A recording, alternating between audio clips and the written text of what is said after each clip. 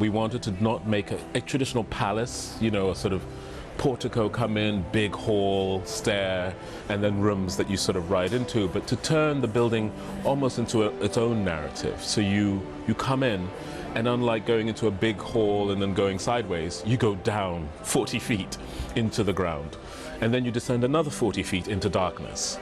And from that darkness, you're immersed in the history, a sort of summary of the history where you meander through 3 careful terraces, which really break down, which are the sort of summary of the narrative, really the agrarian past, the migration to the cities, and then the cultural explosion that affects the world. And that is the 3 tiers of the building that you see.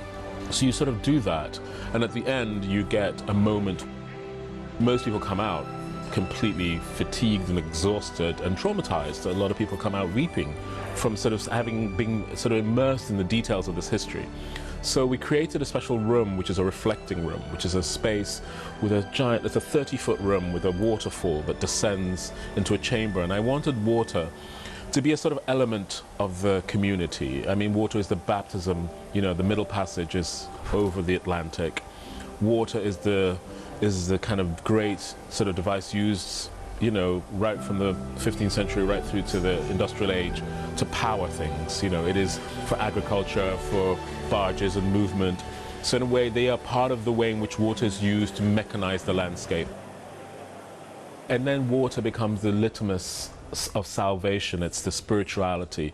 In the African American churches where the resistance is built, water, the baptism to kind of wish for a better world is through water.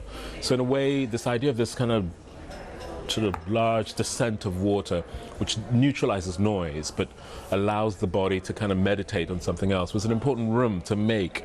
And it's lined actually in a bronze skin, laminated in the glass, to remind you of the origins. So in a way, the bronze of the Yoruba, and then the waterfall, the baptism, and hopefully the reflection.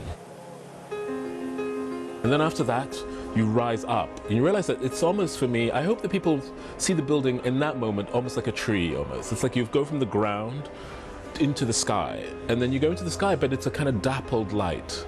It's diaphanous, you get fantastic vignettes, but you're in something. You feel like you're enclosed in something.